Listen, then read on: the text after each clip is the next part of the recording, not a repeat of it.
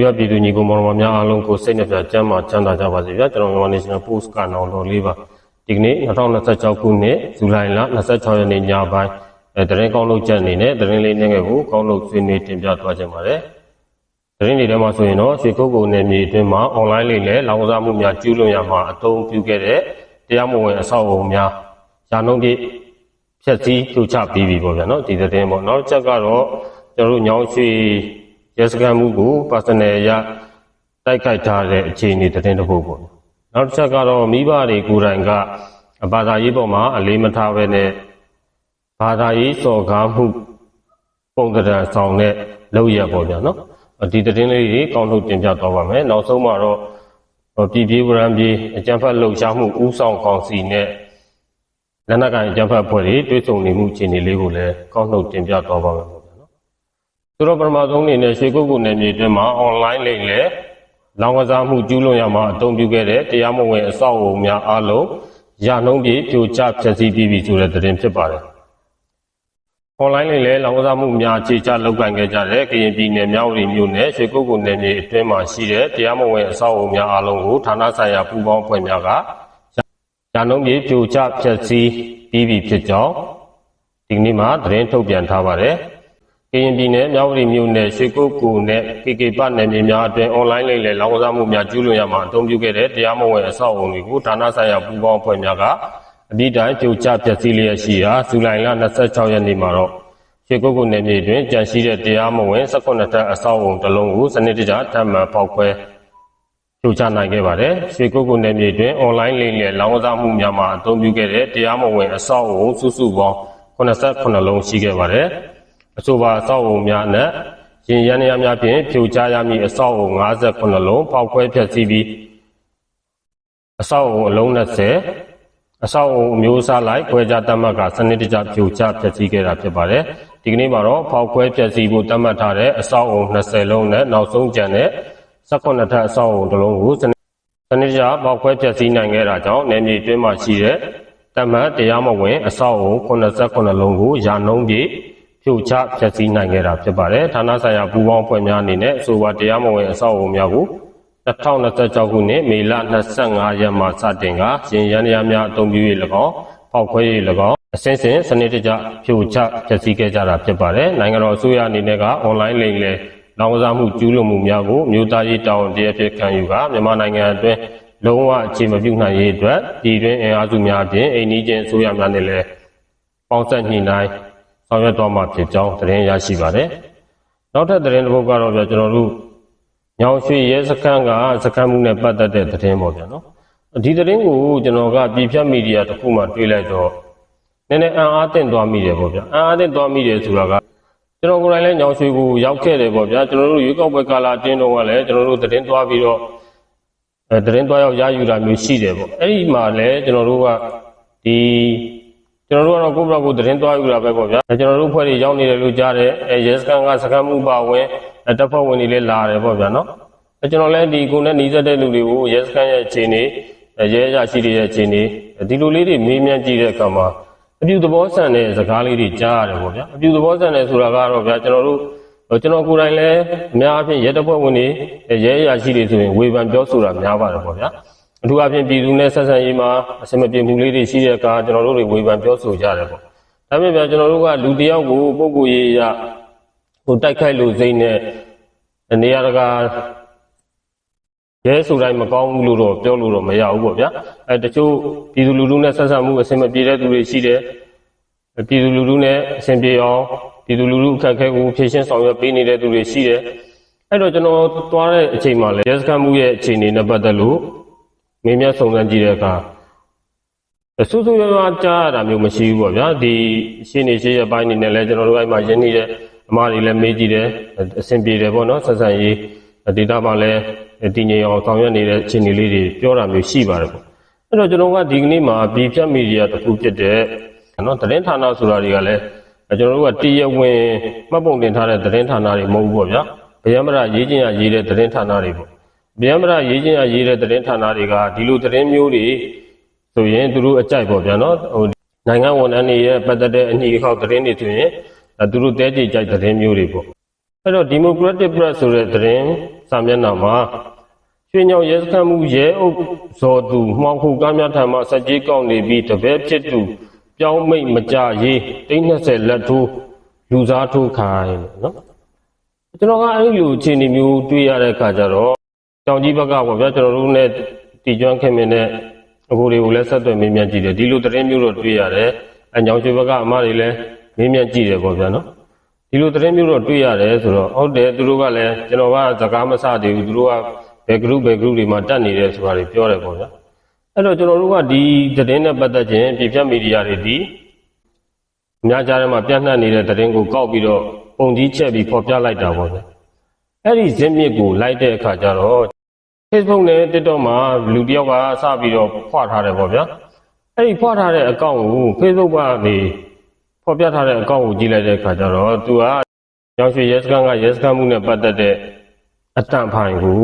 AI နဲ့လုပ်ပြီးတော့တင်ထားတာတွေ့ရတယ်ဗျာဒါလေးနားထောင်ကြည့်လိုက်ပေါ့ရွှေညောင်ရဲစခန်းမှုရဲအုပ်စော်သူစခန်းကရဲဘော်တွေကိုချင်းချောက်ဆဲဆိုနေရွှေညောင်ရဲစခန်းမှုရဲအုပ်စော်သူစခန်းကရဲဘော်တွေကိုချင်းချောက်ဆဲဆိုပြုလုပ်နေပါတယ်သူ့ကိုပတ်စံရှာပေးနေတဲ့သူတပည့်တူတက်ချက်ထွန်းထွန်းဝင်းရခိုင်ကိုပြောင်းမိန်ထွက်တာကိုလာစစ်တဲ့လူကြီးကိုတိန်းနှစ်ဆက်ပေးပြီးတော့လူစားထိုးလိုက်တယ်လူစားထိုးခံရတဲ့သူကတက်ချက်စီယာမင်းဖြစ်ပါတယ်ရဲဘော်လေးတယောက်ကိုလည်းသူ့ရဲ့ကိုရေးကိုရာတွေခိုင်းပြီးအပြစ်မရှိဘဲနဲ့ထောင်ကျအောင်လုပ်လိုက်တယ်ရဲဘော်တွေကိုတန်းစီတဲ့ချိန်မှာဆဲဆိုပြီးပြောင်းပစ်မယ်လို့ခဏချင်းချောက်ပြောဆိုနေတယ်ဒုတက်ချက်ထွန်းထွန်းဝင်းကိုမပြောင်းခိုင်းတဲ့အပြင်တောင်နီနဲ့ထိန်းလုတ်ခိုင်းပြီးတော့ရဲဆောက်ကနေလာတဲ့မှောင်ခိုကုန်ကားတွေစီကပတ်စံတောင်းခိုင်းထားပါတယ်စခန်းမှုကမိသက်ရှိကွင်းရဆိုင်မှာစောင့်ပြီးတော့ပတ်စံယူတယ်မှောင်ခိုကားတွေကသူတို့ကိုပတ်စံပေးပြီးတော့ကြိုခိုင်းတယ်ပတ်စံမပေးတဲ့ကားဆိုဖမ်းပါတယ်ရဲဘော်မိသားစုတွေကြတော့ပြစ်ထားတယ်သူနဲ့မနေခြင်းတဲ့ရဲဘော်တွေဆိုစခန်းကထွက်ပြေးဖို့လုပ်နေကြတယ်လို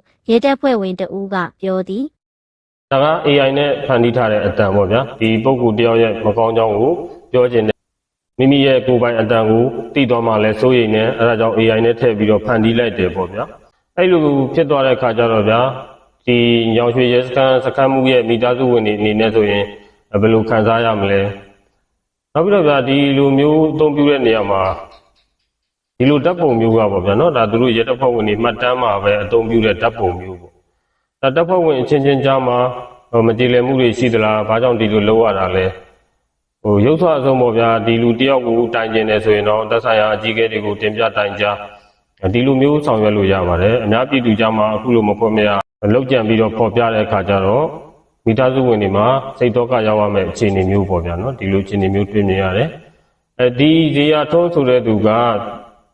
ဒီ Facebook group တွေတောင်ကြီးညောင်ရွှေပေါ့ဗျာနော်အဲ့ဒီနာမှာဆက်တဲ့ဟာဒီမှာလျှောက်ပြီးပေါ်ပြထားတာတွေလည်းတွေ့ရတယ်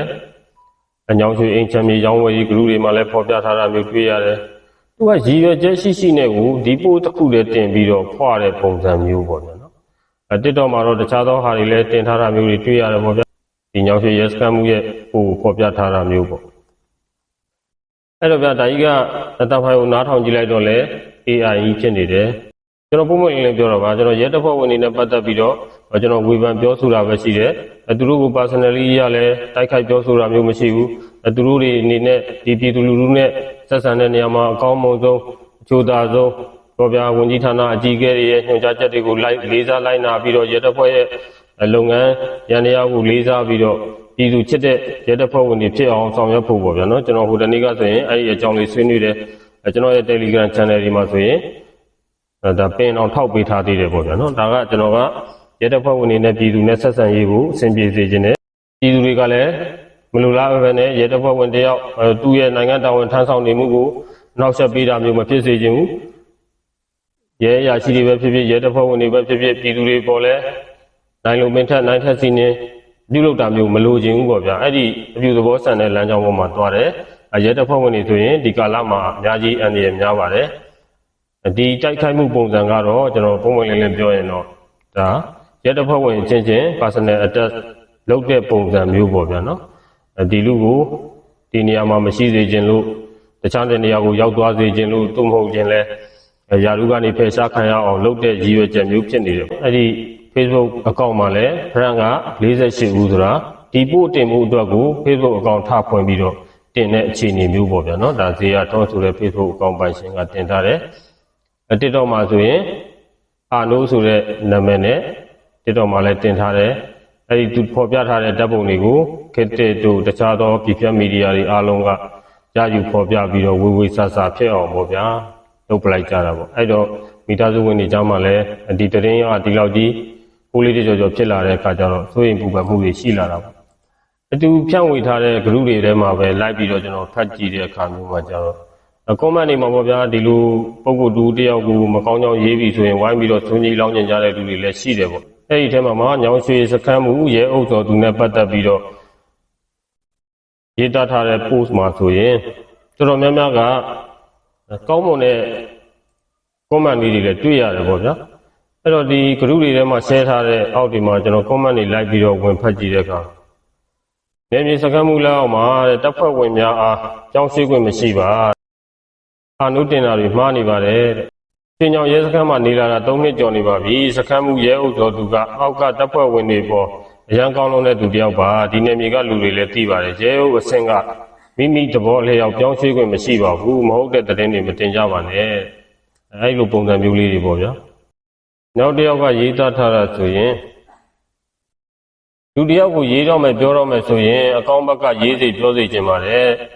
အကောင်းဆုံးရက်တီပြီးကိုယ်နယ်မြေမှာအမှုအခင်းကင်းရှင်းအောင်လုပ်ခဲ့တာကြာပါပြီယခုတိုင်လည်းဆက်လက်လုပ်ကန်လျက်ရှိပါတယ်မဟုတ်မမှန်သတင်းတွေကိုတင်ပြီးကိုယ်ပေါ်လိုဝါတိုးရေးအတွက်သူများမိသားစုကိုအင်မေပြတ်အောင်မလုပ်ကြပါနဲ့ပေါ့မြို့နယ်မှာအဆင်ပြေပြီးသူ့အလုပ်သူတာဝန်ကျေအောင်လုပ်နေတာကိုမနာလိုသူကတိုက်ခိုက်တာပါပေါ့ဗျာနော်ကျွန်တော်ကလည်းဒီထွက်ပေါ်လာတဲ့သတင်းတပ်ပုံပုံစံကိုကြည့်ချင်းအပြင်ဒီလိုမှတ်တမ်းပုံတွေဆိုတာကဗျာရဲတပ်ဖွဲ့ဝင်တွေရဲ့မှတ်တမ်းတွေမှာပဲထားရှိတဲ့ပုံစံမျိုးလိုယူဆတယ်ပေါ့ကျွန်တော်တို့ဒီအခမ်းအနားတွေဘာတွေတွားတဲ့ဘာညာဆိုရင်ဒါက action image ပေါ့ဗျာလှုပ်ရှားမှုရှိတဲ့ image ပဲထွက်လာမှာပေါ့ဒါကမှတ်တမ်းတွေကဓာတ်ပုံကိုယူပြီးတော့တိုက်ခိုက်တဲ့ပုံစံမျိုးလိုယူဆရတာပေါ့တင်ကြောင်နေမြေရဲစခန်းမှုဒီအဲ့လိုမျိုးမရှိပါတဲ့အားလုံးကိုပြန်ကြည့်ပါတယ်မိသားစုလိုပဲနေထိုင်ကြတာပါငွေညှစ်တာလည်းမရှိပါဘူးမတရားတာလည်းမလုပ်ပါဘူးသိကျင်စခန်းတာလာကြည့်ကြပါနော်တိုက်ရိုက်လူတွေ့ပြီးလာကြည့်ကြပါကွယ်မဟုတ်တန်းတရားတွေမတင်ကြပါနဲ့အသိရှိကြပါသူများကိုပြောမယ်ဆိုတင်တဲ့ပို့ပိုင်ရှင်ရေကိုကရောမှန်လားပြန်ကြည့်ပါတဲ့ကျမတို့စခန်းမှာဒီလိုမရှိပါဘူးအဲ့လိုချင်းနေမျိုးလေးတွေပေါ့ဗျာဒါကကျွန်တော်ပြောချင်တာကတော့ဒီလိုမျိုးပြဿနာတွေကဒီကာလမှာပုံများတယ်ဒီအညစ်အဟောက်တဲ့တစ်ခုခုဆိုရင်ပြည်ပမီဒီယာတွေကလည်းဝေဝေဆာဆာဖော်ပြကြမယ်ရဲအုပ်ကိုစောသူရဲ့မိသားစုတွေကတော့စိတ်မကောင်းဖြစ်ကြမှာပေါ့ဗျာဒီအလုပ်လုပ်နေတဲ့အခါမျိုးမှာဒီလိုတိုက်ခိုက်တွေလည်းရှိမှာပဲမလိုလားအပ်တဲ့ခြေထိုးမှုတွေလည်းရှိမှာပဲပေါ့ဗျာနော်ကျွန်တော်ကတော့ဒီသတင်းနဲ့ပတ်သက်လာရင်ပြည်ပမီဒီယာတွေကဒီလိုဝေဝေဆာဆာဖွာနေတာကိုကြည့်ချင်းအပြင်လည်းဒါယုံကြည်စရာမရှိတဲ့သတင်းယုံနိုင်စရာမရှိတဲ့သတင်းကျွန်တော်တို့နဲ့လည်းဒီစကမ်းမှုကိုယ်တိုင်နဲ့ကိုယ်တိုင်တွေ့ခဲ့ဘူးတယ်ပြောခဲ့ဆိုခဲ့ဘူးတယ်ကျွန်တော်တို့မှလည်းဗျာဟိုပြောမယ်ဆိုရင်ကျွန်တော်တို့သတင်းသွားယူတာဗျာသူတို့အနေနဲ့နေမယ်ဆိုရင်အနေသာသူတို့မှလည်းသူတို့တာဝန်ထမ်းဆောင်နေရတဲ့အလေရောက်အနေရရှိတယ်ကျွန်တော်တို့ဒီပြည်တွင်းမှာရှိနေတဲ့မီဒီယာသမားတွေကိုလည်းအကြမ်းဖက်သမားတွေကပြစ်မှတ်ထားနေတာဒါမျိုးတွေကိုသူတို့သိရှိထားတယ်ပေါ့ဗျာကျွန်တော်တို့ရဲ့လုံခြုံရေးအတွက်သူလိုအပ်လို့ရှိရင်ဆက်သွယ်နိုင်ဖို့အချိန်နဲ့တပြေးညီကူညီဆောင်ရွက်ပေးနိုင်ဖို့ဒီလိုစိတ်သဘောထားမျိုးရှိပါတယ်ဒီရချက်ရှိတိုက်ခိုက်တဲ့သတင်းတစ်ခုဖြစ်ကြောင်းပဲကျွန်တော်အနေနဲ့တော့ဒီလိုသုံးသပ်ဖော်ပြခြင်းပါတယ်ဒါကကျွန်တော်ဒီညောင်ရွှေနယ်ဘက်ကိုရောက်တယ်သူတို့ကိုလည်းကျွန်တော်တို့သွားပြီးဆက်သွယ်တာမဟုတ်ဘူးကျွန်တော်တို့ရဲ့လုပ်ငန်းကိုင်ငန်းလုပ်တဲ့အခါမှာအခက်အခဲမရှိအောင်အနောက်ချက်မရှိအောင်သူတို့အနေနဲ့လာပြီးကူညီခဲ့ဘူးတယ်ဒီလူတွေရဲ့စိတ်သဘောထားနဲ့ပတ်သက်ပြီးတော့လှုပ်ဆောင်ချက်တွေနဲ့ပတ်သက်ပြီးတော့လည်းဒေတာကန်ပြည်သူတွေရဲ့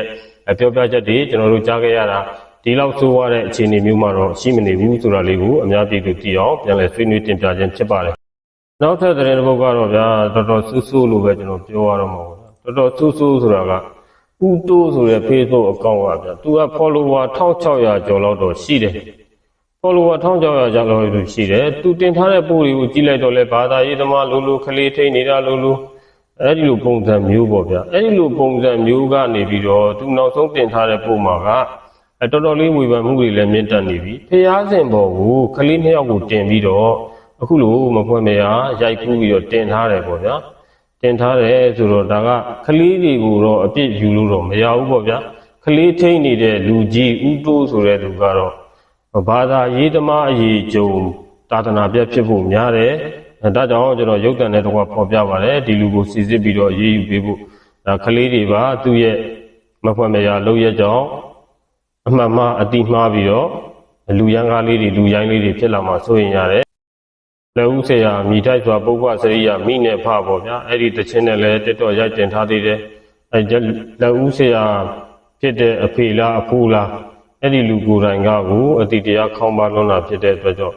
ဘယ်မြို့ဘယ်နယ်ကလည်းသက်ဆိုင်ရာတာဝန်ရှိသူများဖော်ထုတ်ရေးယူပေးပါလို့ကျွန်တော်အနေနဲ့ဆွေးနွေးတင်ပြလိုပါတယ်ပေါ့ဗျာ